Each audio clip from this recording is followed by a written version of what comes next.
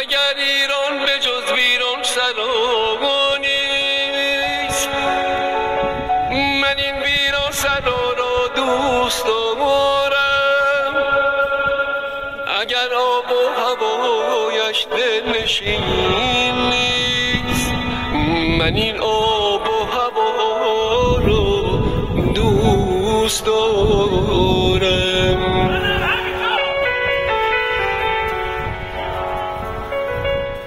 به شاق خار صحراهای خشکش من این فرسود پا را دوست دارم. اگر تاریخ ما افسانه رنگ است، من این افسانه ها رو دوست دارم.